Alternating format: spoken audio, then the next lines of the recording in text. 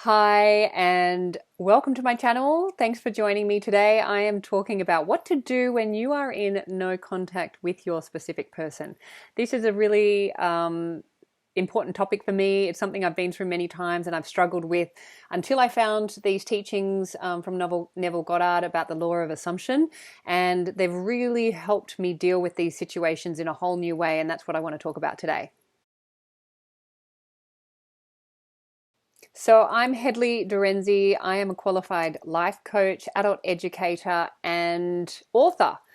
And I'm also super passionate about the law of assumption and recreating reality simply through the changing of the stories that we tell ourselves, others, and the world around us, because it is the quality of our stories that leads to the quality of our life. So if you want to change your life, then you got to change the story. If you would like more support, you don't need it, but if you would like it, I am available for one-on-one coaching and also email coaching. The details are in the box below, so feel free to get in contact with me. So what to do when you are in no contact with your specific person. And I just want to start by saying, when I say specific person, it can be anybody that is important to you. Most of the time it's with a romantic partner, but it can also be with a friend or a family member. Anyone who is in your life who is important that you have a relationship with can be a specific person. So just want to mention that. But in this video, I'm referring to specific person as a romantic partner because I feel that's what most of us here are really dealing with. That's certainly what I'm dealing with and working on. So what to do when you are in no contact with your specific person. I just want to start by acknowledging that this can be a really challenging situation for anybody to go through. I've been through it many times in my own life. I've had a super kind of negative story about relationships based on my upbringing that I felt for a long time a victim to until I found these teachings in the law of assumption. I realized that it was really up to me to change the story that I was telling myself, about in my case it's men. It might be different for you, but also in relationships as well, because I didn't have many positive models in my life growing up. So I developed stories based on what the 3D was showing to me about myself, about men, and about relationships. But of course, it could be women, it could be anybody that floats your boat. So I can really understand how difficult these times can be, but certainly since finding the law of assumption and really implementing these teachings into my life, I have found that these moments in time, which they are, have been a lot less challenging and a lot less difficult. And I just want to share with you why that is, and how kind of these teachings can help you move through some of these difficult times. And one of the biggest lessons that I've learned from law of assumption is the biggest game changer for me is really no one to change but self. That comes from Neville Goddard himself. And that is one of the most profound teachings of the law of assumption. So consciousness is the one and only reality. And we are pushing out our consciousness, which is then being reflected back in our 3D reality. So essentially no one to change but self. So if you are in a no contact situation with your specific person, I just want to suggest to you that this is a really powerful opportunity for you to get back in contact and connection with yourself and with your own consciousness. Because the fact is that it was your consciousness in the first place that created whatever it was that led to the breakdown of the relationship.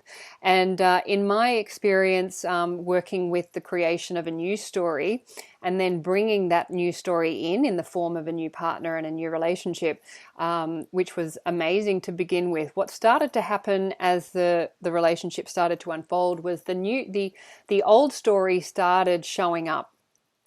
And what happened is that I'm in this new story, it's amazing, but it hasn't really been embedded in my consciousness long enough for me to be able to hold that story in my reality. And so the old story then started coming up. I started sort of becoming hypervigilant, looking for signs as to why this wasn't going to work.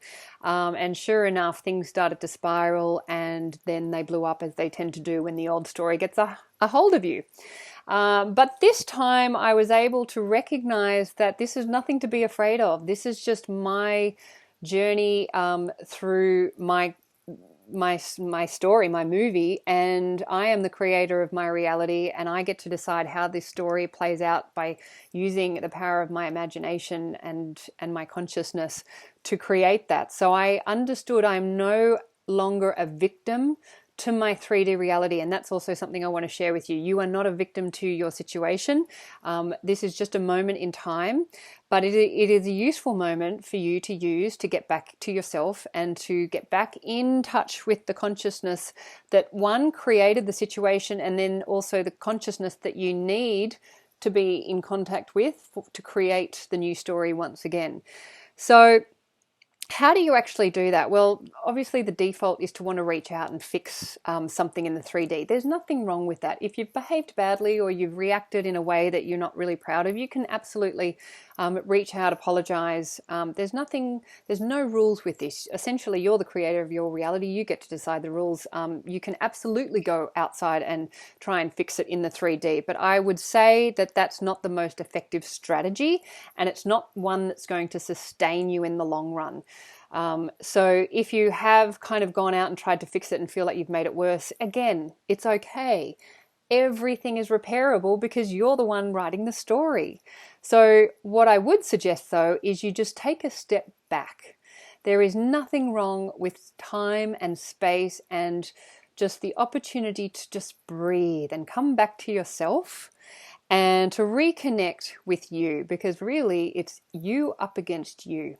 Everyone is you pushed out, and they are simply reflecting back the beliefs that you have about yourself, them, and the situation. So you really want to get your consciousness aligned with the new story that you want to experience before going out into the 3D. And the thing is, once you do get your consciousness aligned with that new story of partnership and being in love and being in a healthy, loving, committed relationship, you won't need to go out to the 3D and do anything, because you will simply draw it to you, including them.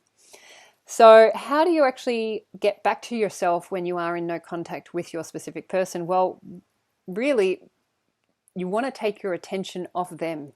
And as hard as that sounds, that is probably the most important thing that you need to do, because they are just a reflection of your consciousness. So you want to take your attention and put it back onto you, and back on to the beliefs that you need to hold about yourself in order to have this new experience, and just allow those to kind of settle in and embed themselves within your consciousness and get that set again, knowing that that will eventually get reflected back in the reality. So this can be a really challenging time. It doesn't have to be, of course, that's just a story, but I certainly know from my experience that when I am in no contact, my desire is to want to reach out and to try and fix it. And I really understand now that that's not going to help in the long run. It's not going to hurt anything, especially if I'm reaching out to apologize if I haven't behaved as well as I could have. But I know now that the emphasis needs to be on me, not on them. I have been somebody who has tend to put all of my attention on my partner, which, as you probably, if you're somebody like that as well, that never leads to them coming closer. It just leads to them pushing more away. You end up pushing them more away. So we want to come back to self, and how we do that, it's up to you. It's very individual. How do you get back in line with what feels good to you? It could be getting back into your exercise. It could be meditating again. It could be doing activities that you enjoy, catching up with friends, journaling, doing some art, some dance, yoga, getting really back into work and focusing, starting a new business project that you've been thinking about, starting writing that book that you've been thinking about. Whatever it is, it's about coming back to you and putting the attention that you're putting on them on yourself. And the thing is, this no contact, what it's actually reflecting back is the lack of contact that you've had with yourself. So there was if you are in no contact, there was a point within the relationship where you lost contact with yourself, and your attention became, you started putting the attention on the other person. And what tends to happen when we do that is that pushes them away, and that's a good thing.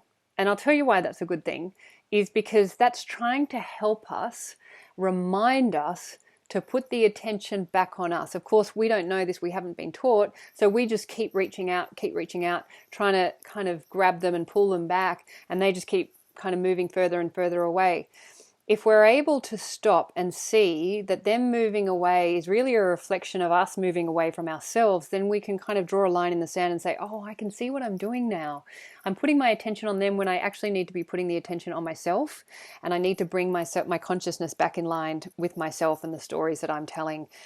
Because when we put our attention on somebody else and make it about them, we're actually coming from a place of lack. And there's something missing within us that we think that person is going to give us. That person outside can never, ever give us what we think and hope they're going to give us, unless we give it to ourselves first, at which point we don't need them to give it to us because we already feel fulfilled within ourselves, and then they're going to come back in and just reflect that back to us.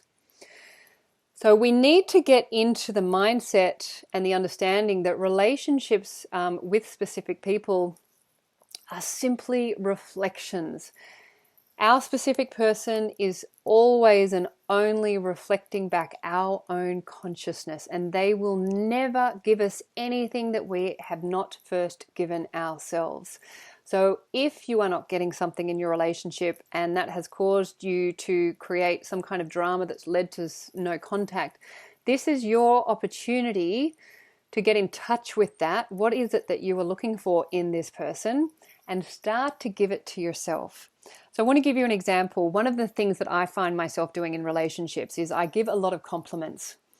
And I realized that I give these compliments because I actually want my partner to give me compliments. So I give these compliments, and often what happens is these people aren't used to getting compliments, and so they're like, oh, okay, they're not sort of used to it. So if they're not used to receiving compliments, they're not used to giving them either. And even that, it's not even about them. It's really what I'm looking for is I want to give myself those compliments. I want to have those thoughts about myself. I want to say those things to myself. And again, that's another thing that I've learned through the law of assumption, is there's no one to change but self. And if I want something from my partner, I first have to give it to myself. And that's where you can really drill into your self-concept around the positive affirmations, the positive messages and the stories that you're telling yourself about yourself. That's for you. That's your job. That's not your specific person's job. When you start doing the things that you want them to do, magically you'll find them start doing it to you. But by that stage, you don't need it because you're already fulfilling it within yourself. It's all backwards, it's all opposite, it's all upside down. It's like Alice in Wonderland. But that is why I absolutely love this work, because it is an absolute game changer, and it's an ongoing daily process. The work never stops.